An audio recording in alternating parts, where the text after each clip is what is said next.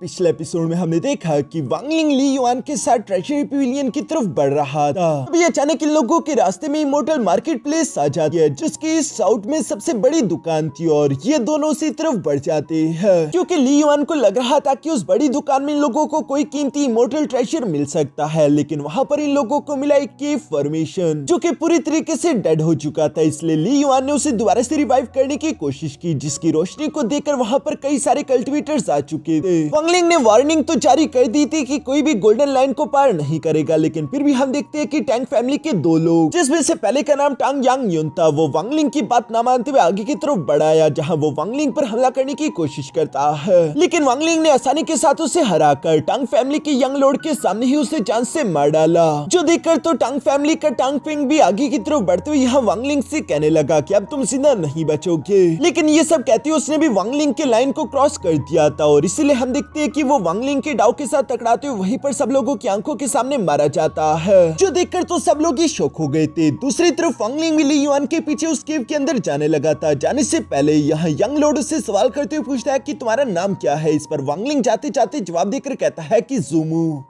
अब आगे तो नेक्स्ट एपिसोड की शुरुआत यहाँ टांग फैमिली की यंग लॉर्ड से ही शुरू होती है, जो कि वांगलिंग का नाम सुनकर कह रहा था कि ज़ूमू। ये नाम सुनकर तो वहाँ पर मौजूद सब लोग आपस में बातें करने लगे। इवन की यंग लॉर्ड की एक सर्वेंट भी उससे कहने लगी इस आदमी का सरनेम तो जू है, जिस पर यंग लॉर्ड जवाब देते हुए कहता है कि कहीं तुम भी तो वही नहीं सोच रही जो कि मैं सोच रहा हूँ। इन दोनों को लग रहा था कि कहीं ऐसा तो नहीं कि ये आदमी प्लेनेट डोंगलिंग के जू फैमिली से बिलोंग करता है, जो कि बहुत ही जरा खतरनाक फैमिली है। इस पर यंग लॉर्ड कहता है कि इस बात से कोई फर्क नहीं पड़ता कि ये आदमी जू फैमिली से है या नहीं। इस आदमी की खुद की कल्टीवेशन भी बहुत ही ज्यादा टेरिफाइंग है, इसलिए हमारी टांग फैमिली इस मैटर को यहीं पर भूल जाएगी। हम यहाँ से वापस चलते हैं, जो मर चुके वो तो वैसे भी मर चुके। इसके बाद सीन शिफ्ट होकर दूसरी तरफ इमोर्टल मार्केट प्लेस के नीचे मौजूद उस केव में आ गया था, जहाँ पर ली युआन और वांगलिंग पहुंच चुके हैं। ली युआन यहाँ पर वांगलिंग को बता रहा था कि ये केव काफी जरा अजीब है। इवन की यहाँ के जो आउटर बाउंड्री वॉल्स है, इन पर अभी भी इमोर्टल फोर्स की फ्लक्चुएशन महसूस की जा सकती है, यानी कि यहाँ पर काफी लंबे अरसे से कोई नहीं आया होगा। शायद हम दोनों वो पहले बंदे हैं जो कि यहाँ पर आए। इसे बाहर की दुनिया से सील करके रखा गया है और इसी तरह करते हुए ये दोनों आगे की तरफ बढ़ना शुरू कर देते हैं, जहाँ वांगलिंग ने अपने डिवाइन सेंस को आगे की तरफ भेज दिया था ताकि वो पहले ही केव को स्कैन कर सके। और साथ ही साथ वो अपने मन में कह रहा था कि ये काफी अजीब बात है, ये जगह इमोर्टल से पीछे छूटी थी, लेकिन अब तक यहाँ पर कोई इंटर कैसे नहीं किया। इसी तरह सोचते ये लोग आगे की तरफ बढ़ते रहे, जहाँ आगे की तरफ बढ़ते बढ़ते पूरे 1.5 घंटा गुजर जाता है। वांगलिंग अपने मन में सोच रहा था कि हम दोनों अपनी फुल स्पीड में आगे की तरफ बढ़ रहे हैं। पिछले 1.5 घंटे से इसी रास्ते पर चलने के बावजूद भी अभी तक हम लोग इस गुफा के अंत तक नहीं पहुंचे।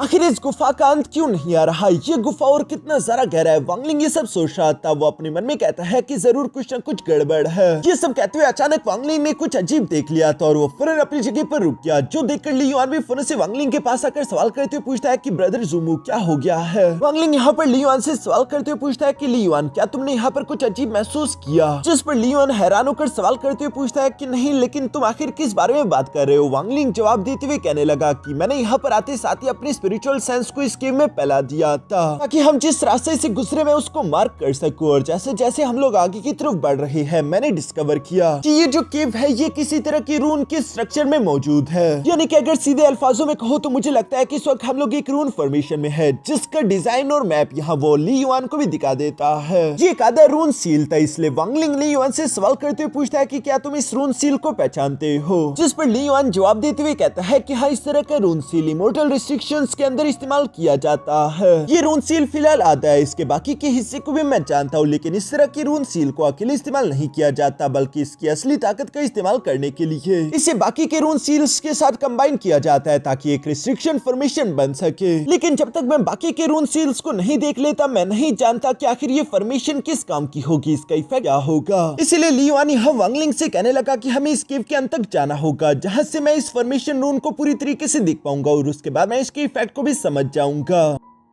जो सुनकर वांगलिंग परेशान होते हुए अपने मन में सोचने लगा कि इमोर्टल रेल्म कब का तबाह हो चुका है, लेकिन अब तक ये रून फॉर्मेशन एक्टिवेट है। इतने लंबे अरसे से कोई फॉर्मेशन एक्टिवेट होकर चलती जा रही है, ये काफी अजीब बात है। लेकिन उससे भी ज्यादा अजीब बात कि आखिर ये रून फॉर्मेशन प्रोटेक्ट किसे कर रही है? क्या वो कोई एक सुप्रीम ट्रेजर होगा या फिर कोई बहुत बड़ी मुसीबत? इस तरह के मौके 10,000 साल में सिर्फ एक बार ही मिल सकते हैं, इसलिए अफसोस की बात होगी अगर हम लोग यहीं से वापस लौट कर चले जाए। लेकिन आगे जाना भी खतरे से खाली नहीं होगा, इसलिए वांगलिंग ली युआन से कहने लगा कि हम लोग आगे बढ़ेंगे इस केव के अंत तक पहुंचने के लिए, ताकि तुम इस फॉर्मेशन के इफेक्ट को जान सको और उसके बाद हम डिसाइड करेंगे कि आगे हमें क्या करना है। जिस पर ली युआन भी एग्री हो गया था और ये दोनों एक बार फिर से उस केव में आगे की तरफ बढ़ने लगे, जहाँ 1.5 और घंटे सफर करने के बाद हम देखते हैं कि आखिरकार ये लोग उस केव के अंत तक पहुंच जाते हैं, जहाँ पर इन लोगों को अपने सामने एक रून पैसेज पोर्टल दिखाई दिया। यहाँ पर आने के बाद हम देखते हैं कि ली युआन ने अपने फॉर्मेशन स्किल्स का इस्तेमाल करके अब तक इस रून फॉर्मेशन को समझ लिया था और वो वांग लिंग को बताते हुए कहता है कि ब्रदर ज़ूमो, मैं समझ गया, इस रून फॉर्मेशन का सिर्फ एक ही मकसद है और वो है हीलिंग, यानी कि ये रून फॉर्मेशन किसी को हील कर रही है। इस पूरे फॉर्मेशन के अंदर टोटल 9 रून पैसेजेस है, बिल्कुल ऐसे ही जैसे कि हमारे सामने मौजूद है। ये सारे रून पैसेज पोर्टल एक दूसरे के पैरेलल में काम कर रहे हैं ताकि ये लोग एक बहुत बड़े ग्रैंड हीलिंग फॉर्मेशन को बना सके, जो ग्रैंड हीलिंग फॉर्मेशन कई सदियों से लगातार चलती आ रही है बिना रुके। ये सब सुनकर वांग लिंग जवाब देते हुए कहता है, तो इसका मतलब कि ली युआन तुम कहना चाहते हो कि कई सदियों से इस हीलिंग फॉर्मेशन के अंदर एक एंटिटी मौजूद है जिससे ये ग्रैंड हीलिंग फॉर्मेशन लगातार हील करने की कोशिश कर रही है। ली युआन भी उसकी बात सुनकर आगे की तरफ उसकी बात को पूरा करते हुए कहता है कि थंडर इमोर्टल रेल्म के अंदर मौजूद उस एंटिटी के पास बहुत ही सारा अमाउंट में इनॉर्मस ट्रेजर्स मौजूद है, जिन रिसोर्सेज का इस्तेमाल करके वो अब तक इस ग्रैंड हीलिंग फॉर्मेशन को चलाता आ रहा है। वो एंटिटी सिर्फ एक ही चीज की पॉसिबिलिटी रखी है। ये सुनकर यहाँ पर वांग लिंग और ली युआन दोनों एक साथ कहते हैं कि वो एंटिटी यकीनन एक इमोर्टल होगी। वांग लिंग कहने लगा कि वो इमोर्टल जो कि इस हीलिंग फॉर्मेशन के अंदर मौजूद है, अब तक तो उसने हमारे प्रेजेंस को यहाँ पर सेंस कर लिया होगा क्योंकि वो कब का अवेकन हो चुका है और उसने जानबूझकर हमें यहाँ तक आने भी दिया। अगर वो चाहता तो वो हमें बीच में ही रोक सकता था। इस पर ली युआन जवाब देते हुए आगे की तरफ बढ़कर कहने लगा कि ये एक मामूली सा सील है ब्रदर ज़ूमो, मुझे पूरे यकीन है कि मैं अपने सामने मौजूद इस दरवाजे को खोल सकता हूँ। ये कहते ही पर ऐसे रिस्ट्रिक्शन सील बनाकर सामने के दरवाजे को खोलने की कोशिश करने वाला था, लेकिन तभी अचानक वांग लिंग ने उसका हाथ पकड़ लिया और वो ली युआन को रोकते हुए कहने लगा कि रुक जाओ। लेकिन दूसरी तरफ ली युआन की आंखें रेड हो चुकी थी और वो पागलों की तरह कहने लगा कि मुझे जाने दो ब्रदर ज़ूमो, अगर एक बार हमने इस दरवाजे को खोल दिया तो सोचो कि हमें कितनी इमोर्टल आर्ट्स मिल सकते हैं। हमें उस इमोर्टल को ढूंढना होगा और इस ग्रैंड फॉर्मेशन को मुझे किसी भी हाल में तोड़ना होगा। ये सब कहते हुए वो पागलों की तरह हरकतें करते हुए यहाँ वांग लिंग से खुद को छुड़ाकर आगे की तरफ बढ़कर इमोर्टल रिस्ट्रिक्शंस को एक्टिवेट करने ही वाला था, लेकिन वांग लिंग पीछे की तरफ से जाते हुए फरस से उसे हिट करके बेहोश कर देता है, जिसके बाद वांग लिंग ने उसे संभाल लिया। वांग लिंग समझ गया था कि ली युआन की बॉडी पर यहाँ किसी और ने कब्जा कर लिया है। जो भी एंटिटी उस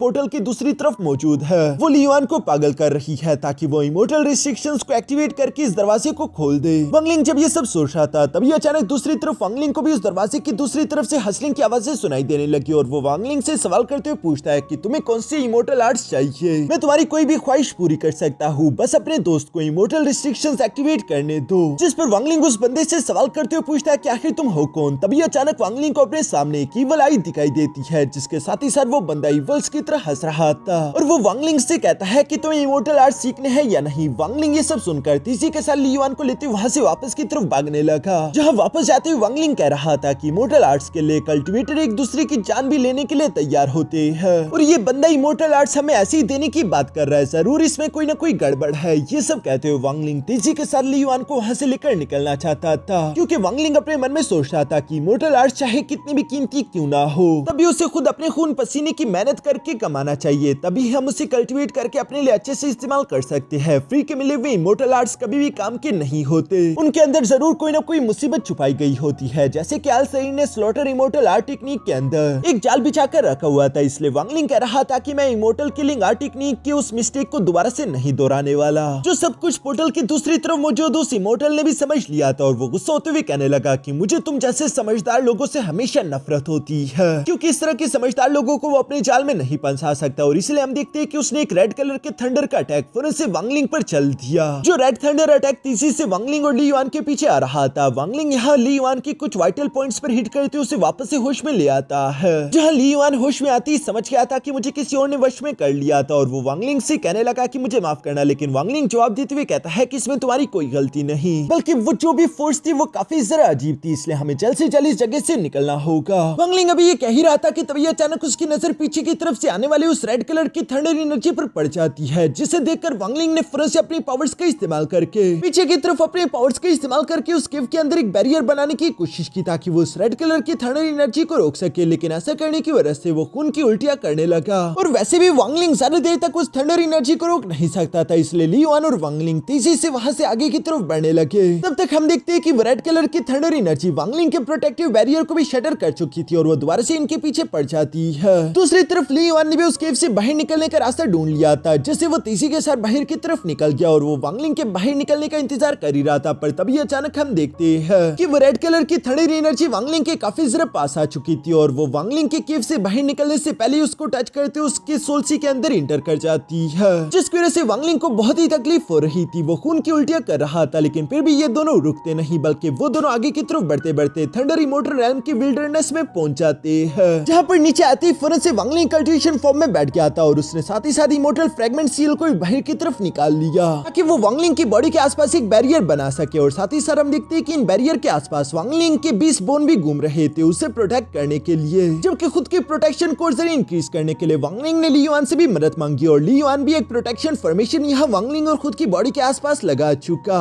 ली युआन वांगलिंग की ऐसी हालत देखकर मन ही मन में उसके लिए बहुत ज्यादा परेशान हो रहा था और वो अपने मन में सोच रहा था कि आखिर वो रेड कलर की लाइटनिंग थी क्या। दूसरी तरफ सीन शिफ्ट कर वांगलिंग के सोल सी के अंदर आ जाता है, जहां पर हम देखते हैं कि वो रेड कलर की लाइटनिंग चारों तरफ तेजी से घूमते हुए तबाही मचा रही थी।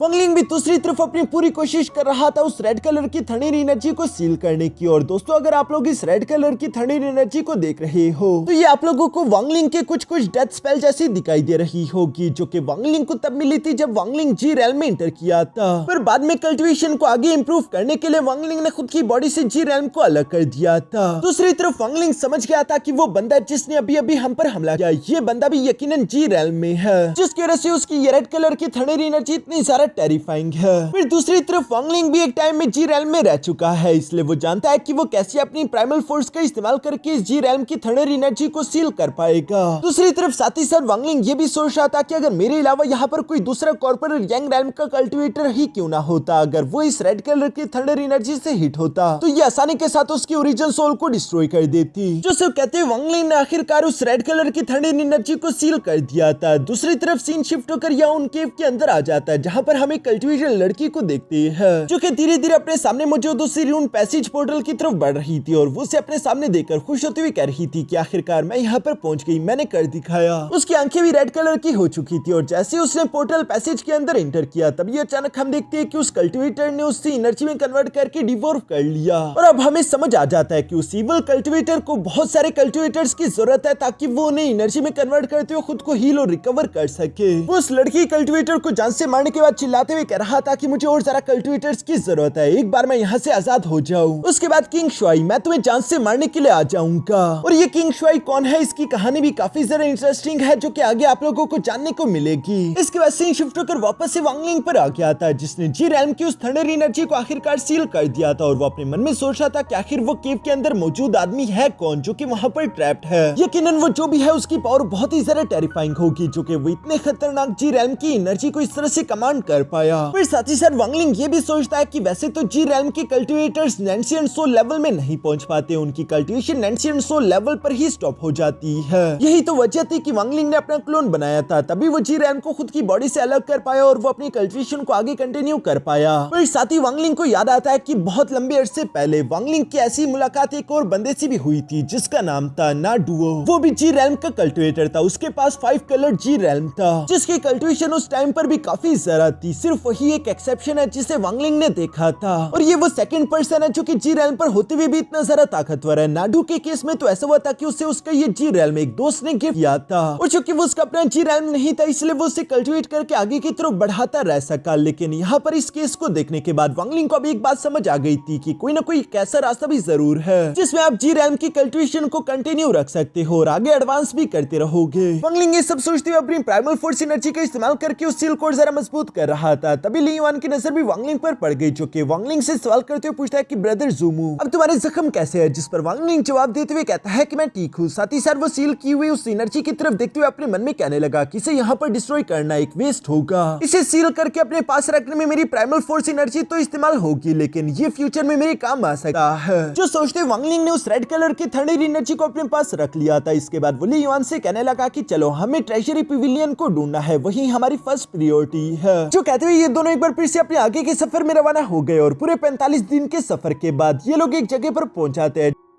जहाँ पर इन्होंने देखा कि वहाँ पर कई सारे कल्टीवेटर्स इकट्ठा होकर कई भाग रहे थे, जो देखकर ली युआन को काफी अजीब लगा। वांग लिंग जवाब देते हुए कहता है कि ये सारे कल्टीवेटर एक ही डेस्टिनेशन की तरफ नहीं जा रहे, बल्कि कल्टीवेटर्स 4 अलग अलग डायरेक्शन में जा रहे हैं, जिनके जाने की क्या वजह है वांग लिंग और ली युआन अभी ये नहीं जानते थे। और तभी अचानक इन लोगों को हवा में एक बहुत बड़ी डिवाइन सोर्ड दिखाई दी, जो कि ज़ेन कोंगली की थी। वो अपने साथियों के साथ उस डिवाइन सोर्ड पर सवार होते हुए एक डायरेक्शन में बढ़ रहा था, जिसे देखकर लोग पहचानते हुए कह रहे थे कि ये तो ज़ेन कोंगली है ना। ज़ेन फैमिली का एक नंबर 1 जीनियस, जो कि ऑलरेडी थंडर सेलेस्टियल हॉल का मैसेंजर भी बन चुका है, वो भी इतनी कम उम्र में। वांग लिंग भी उसे देख रहा था। ली युआन तो ज़ेन कोंगली को देखकर यहाँ वांग लिंग को बताने लगा कि ये ज़ेन कोंगली, दूसरा है शेन गोंगहू और तीसरा है टांग युन फेंग। ये तीनों ही साउथर्न रीजन के 3 हीरोज है। इन्हें हेवन डिफाइंग जीनियसेस भी कहा जाता है, क्योंकि इन्होंने बहुत ही कम उम्र में कॉर्पोरल यंग रैल्म की कल्टीवेशन हासिल कर ली। यकीनन इन तीनों का फ्यूचर और भी जरा उज्जवल होगा। ये सब यहाँ ली युआन वांग लिंग को बता रहा था, और इसी तरह की बातें करते हुए ज़ेन कोंगली भी आंखें बंद करके वांग लिंग के पास से गुजर रहा था। अचानक से वांग लिंग का ऑरा सेंस करके वो फौरन से अपनी जगह पर रुक जाता है, जहाँ उसने कहा कि प्लीज रुक जाइए। और ये सुनकर वहाँ पर मौजूद सब लोग ही अपनी अपनी जगह पर रुक गए थे। ज़ेन कोंगली तो अपने साथियों के साथ टेलीपोर्ट करते हुए फौरन से वांग लिंग के सामने आ गया, जहाँ ज़ेन कोंगली के हाथ में तलवार देखकर ली युआन को लगता है कि शायद वो वांग लिंग पर हमला करेगा, इसलिए वो भी फाइट के लिए खुद को तैयार कर लेता है। बाकी के सब लोग भी सस्पेंस के साथ ये सब देख रहे थे। तभी अचानक हम देखते हैं कि ज़ेन कोंगली यहाँ वांग लिंग के सामने रिस्पेक्टफुली झुकते हुए कहता है कि सीनियर, मैं ज़ेन कोंगली आपका जूनियर आपको रिस्पेक्ट पेश करता हूँ। ये अचानक 360 शिफ्ट टर्न तो देखकर सब लोग ही शॉक हो गए थे, और वो हैरान होते हुए कहते हैं कि ज़ेन कोंगली आखिर ऐसा क्यों कर रहा है, क्योंकि इस पर्सन की कल्टीवेशन उसके बराबर की है, लेकिन फिर भी ज़ेन कोंगली आखिर इस बंदे को अपना सीनियर क्यों कहकर पुकार रहा है। इवन के ली युआन को भी कुछ समझ नहीं आ रहा था। दूसरी तरफ ज़ेन कोंगली तो वांग लिंग की तरफ देखते हुए अपने मन में कह रहा था कि देखो अब सीनियर की कल्टीवेशन कॉर्पोरल रैंक दिखाई जा रही है। सीनियर वाकई में काफी ज्यादा ताकतवर है, वो जब चाहे जो मर्जी कल्टीवेशन लेवल दिखा सकते हैं। हालांकि बाकी लोगों को तो समझ नहीं आएगा, लेकिन मैं तो जानता हूँ कि वो एक 3rd स्टेप लेवल की कल्टीवेटर है। दूसरी तरफ वांग लिंग भी ज़ेन कोंगली से सवाल करते हुए पूछता है कि आखिर तुम इतनी जल्दी में कहां जा रहे थे। इस पर ज़ेन कोंगली जवाब देते हुए कहता है कि सीनियर अचानक से थंडर इमोर्टल रेल्म के 4 फ्रेगमेंट कॉन्टिनेंट्स में बहुत ही डेंस इमोर्टल फोर्स फ्लक्चुएशन महसूस होने लगी है। हर एक फ्रेगमेंट को रिस्ट्रिक्शंस के इस्तेमाल करके सील किया गया था। जहां तक मेरा अंदाजा है, मुझे लगता है कि वहां पर कई सारे कीमती ट्रेजर्स होंगे। बाकी सबको भी यही लगता है कि कीमती ट्रेजर डिसअपीयर होने वाले, इसलिए ये सब के सब उन 4 कॉन्टिनेंट फ्रेगमेंट्स की तरफ जा रहे हैं। मैंने ऑलरेडी ब्रदर शेनगोंग को भी एग्री कर लिया है, हम दोनों साथ में जा रहे हैं। सीनियर, मैं सोच रहा हूँ कि अगर आपके पास टाइम हो तो क्यों ना आप भी हमें ज्वाइन कर ले। जिस पर वांग लिंग जवाब देते हुए कहता है कि मेरे पास कुछ और जरूरी काम है जो कि मुझे पूरे करने हैं, लेकिन ये सफर काफी जरा खतरों से भरा होगा, इसलिए अपना ध्यान रखना। जो कहते हुए वांग लिंग ली युआन को लेकर वहां से आगे की तरफ बढ़ जाता है। पीछे की तरफ से ज़ेन कोंगली भी कह रहा था कि जूनियर आपकी बात को याद रखेगा। इसके बाद हम देखते हैं किसी तरह उड़ते उड़ते वांग लिंग और ली युआन दोनों यहाँ थंडर इमोर्टल रेल्म के सेंटर तक पहुंच जाते हैं, जिस लोकेशन पर ट्रेजरी पिविलियन तो होना चाहिए था, लेकिन वांग लिंग को अपने सामने कुछ भी दिखाई नहीं दे रहा। लेकिन वांग लिंग और ली युआन दोनों ही यहाँ पर कुछ रिस्ट्रिक्शन रिपल्स महसूस कर पा रहे थे, जिस पर ली युआन कहने लगा कि यहाँ पर जो रिस्ट्रिक्शन है वो इमोर्टल रिस्ट्रिक्शंस की जैसी सिमिलर है। उसे रिस्ट्रिक्शन की वजह से ट्रेजरी पिविलियन इनविजिबल है, लेकिन चूंकि मेरे पास मेरा हर्ट रिस्ट्रिक्शन है तो मैं उसे सेंस कर पा रहा हूँ। जो कहते हुए ली युआन ने भी अपने रिस्ट्रिक्शंस को एक्टिवेट कर लिया था, और वो ट्रेजरी पिविलियन को वांग लिंग की आंखों के सामने ले आता है।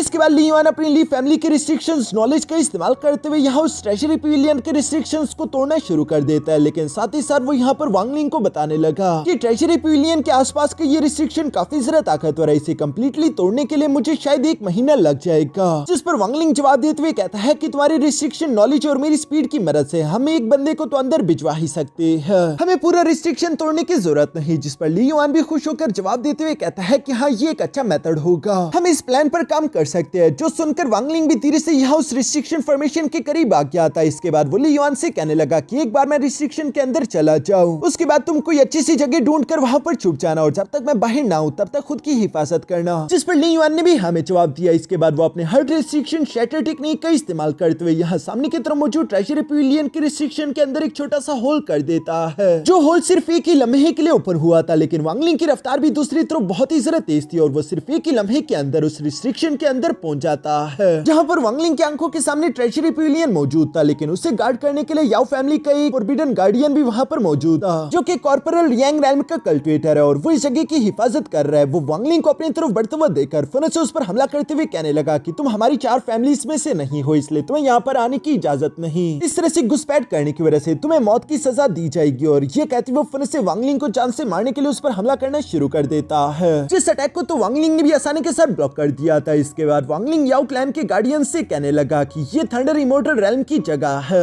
इस ट्रेजरी पैविलियन के अंदर मौजूद इमोर्टल रेलिक्स पर इमोर्टल्स का हक था। उनके जाने के बाद आखिर तुम लोगों ने ये डिसाइड कैसे कर लिया कि तुम 4 फैमिलीज ही सिर्फ इसे हासिल कर सकती हो? ये कहते हुए वांगलिंग ने अपनी इमोर्टल सोर्ड बाहर निकाल ली थी और वो कह रहा था कि आखिर मैं इन ट्रेजर्स को क्यों नहीं ले सकता। जो कहती वांगलिंग तेजी से याओ गार्डियन की तरफ बढ़ने लगा। इस पर याओ गार्डियन जवाब देते हुए कहता है क्योंकि तुम क्वालिफाइड नहीं। जो बोलते उसने थाउजेंड्स ऑफ स्पिरिचुअल सोर्ड्स का इस्तेमाल करके वांगलिंग पर अटैक्स करना शुरू कर दिए थे। जिन सारे अटैक्स को वांगलिंग डॉज कर रहा है और साथ ही साथ अपने immortal sword K slash attacks का इस्तेमाल करके उन्हें डिस्ट्रॉय कर रहा है। यहाँ वांगलिंग ने एक पावरफुल स्लैश अटैक के साथ उन सारे स्पिरिचुअल सोर्ड्स को खत्म कर दिया था, जिस पर याओ गार्डियन को काफी गुस्सा आ गया और वो अपने हाथ में रेड कलर की थंडर एनर्जी समन करना शुरू कर देता है ताकि वो इस थंडर का इस्तेमाल करके वांगलिंग पर हमला कर सके। लेकिन ये देखकर वांगलिंग भी फिर से अपने एंशिएंट थंडर ड्रैगन की ओरिजिन सोल को बाहर की तरफ समन कर चुका, जिसके सामने तो वो थंडर एनर्जी कुछ भी नहीं थी। इसलिए वो ड्रैगन आसानी के साथ इस थंडर एनर्जी को डिवोर्व कर लेता है, जिसकी वजह से याओ गार्डियन भी हिट होकर पीछे की तरफ दिखेला गया। जो देखकर तो याओ गार्डियन भी काफी ज्यादा शॉक हो गया था कि इस लड़की की ओरिजिन सोल थंडर को डिवोर्व कर सकी है। आखिर ये बंदा किस तरह की बला है। वांगलिंग अपनी ओरिजिन सोल को वापस रखते हुए फिर से यहाँ पर इमोर्टल फ्रेगमेंट सील को बाहर की तरफ निकाल चुका, जो कि साइज में बहुत ज्यादा बड़ा हो जाता है और वांगलिंग ने उसका इस्तेमाल करके फिर से यहाँ याओ गार्डियन पर हमला बोल दिया। जो सेलेस्टियल फ्रेगमेंट सील को ब्लॉक करने के लिए याओ गार्डियन ने भी कुछ स्पीयर्स बाहर निकाल लिए थे, लेकिन उसके स्पीयर इतने ज्यादा पावरफुल नहीं कि वो इस सेलेस्टियल फ्रेगमेंट सील को ब्लॉक कर सके। इसलिए वो इंजर्ड होकर जंप करते हुए फिर से पीछे की तरफ आ गया था, जहां पर वो चिल्लाते हुए कहता है कि तुम तीनों ही बाहर आकर मेरी मदद करो, हम सबको एक साथ इस पर हमला करना होगा। जो सुनकर बाकी के 3 फैमिलीज के गार्डियन भी वहां पर आ जाते हैं, जिनमें से एक था चैन फैमिली का गार्डियन, दूसरा लू फैमिली का गार्डियन, तीसरा सॉन्ग फैमिली का गार्डियन। वो तीनों भी कॉर्पोरल यांग रैल्म के कल्टिवेटर थे। वांगलिंग के सामने 4 कॉर्पोरल यांग रैल्म के कल्टिवेटर है, लेकिन वो अभी भी ऑरा फार्मिंग करते हुए गुस्से के साथ कह रहा था कि मेरे रास्ते से हट जाओ और इस बैटल को अवॉइड किया जा सकता है। लेकिन अगर तुम चारों ना माने और मुझसे जिद करते हुए लड़ने लगे तो अगर तुम लोगों ने मुझे हरा भी दिया तब भी हारने से पहले मैं तुम में से आधों को तो जान से मार चुका हूँगा। ये सब कहते हुए वांगलिंग गुस्से के साथ एनर्जी अनलीश कर रहा था, जिस पर लू फैमिली का गार्डियन कहने लगा कि यहाँ से आगे बढ़ने का तुम्हारे पास हक नहीं। जो कहती वो वांगलिंग पर हमला करने के लिए बढ़ गया। पीछे की तरफ हम देखते हैं कि चैन फैमिली और सॉन्ग फैमिली के गार्डियन 2 सेमी सर्कल ट्रेजर समन कर लेते हैं, जिन्हें वो कंबाइन करके यहाँ वांगलिंग के खिलाफ इस्तेमाल करने वाले थे। उन दोनों के सर्कुलर ट्रेजर के साथ साथ हम देखते हैं कि याओ गार्डियन ने भी एक powerful sword slash attack Wangling की तरफ चल दिया था। वांगलिंग इनके अटैक को अपनी तरफ आता हुआ देख रहा है, तभी अचानक उसने देखा कि लू फैमिली का गार्डियन टेलीपोर्ट करके उसके पीछे आ चुका है, जहां पर हम देखते हैं कि उसने भी अपनी एनर्जी का इस्तेमाल करके एक विंड स्पाइरल टेक्निक क्रिएट करके वांगलिंग पर हमला करने की कोशिश की। इसलिए वांगलिंग अपनी आंखें बंद करके कहता है कि अच्छा ऐसी बात है, बाद में ये मत कहना कि मैं कुछ जरा ही जालिम हो गया था। जो कहती है वांगलिंग अपनी आंखें जैसे ही ओपन करते हैं तभी अचानक उसने लू गार्डियन पर एक पावरफुल अटैक चल दिया, जिससे वो हिट हो जाता है। इसके बाद वांगलिंग ने अपने सेलेस्टियल फ्रेगमेंट सील का इस्तेमाल करके याओ गार्डियन के स्लैश अटैक को ब्लॉक कर दिया। जिस सील को वांगलिंग और जरा साइज में बड़ा करते हुए सॉन्ग गार्डियन और चैन गार्डियन के ट्रेजर की तरफ बेचने लगा, जहां पर हम देखते हैं कि उन दोनों के कंबाइंड ट्रेजर भी वांगलिंग के सेलेस्टियल फ्रेगमेंट सील के सामने कुछ नहीं थे। उन दोनों को ही वांगलिंग के अटैक के सामने टिकने में डिफिकल्टी आ रही थी, जो सब देखकर याओ गार्डियन भी सरप्राइज हो रहा था। तभी अचानक हम देखते हैं कि वांगलिंग ने यहाँ वॉइड स्टेप टेक्निक का इस्तेमाल किया, जिसे देखकर याओ गार्डियन भी शॉक होते हुए कहता है कि ये तो वॉइड स्टेप टेक्निक है। दूसरी तरफ वांगलिंग टेलीपोर्ट करके उसके पीछे आ गया था, जहां पर वांगलिंग आते साथ ही फौरन टाइम स्टॉप स्पेल टेक्निक का इस्तेमाल करके याओ गार्डियन को फ्रीज कर चुका। वांगलिंग ने सिर्फ एक ही झटके में पूरी बाजी पलट दी थी। इसके बाद वांगलिंग तेजी से मूव करते हुए याओ गार्डियन को सर से पकड़ते उसका सर कुचल कर उसे जान से मार डालता है, जिसके बाद याओ गार्डियन की सोल तो वहां से जान बचाकर भागने लगी थी।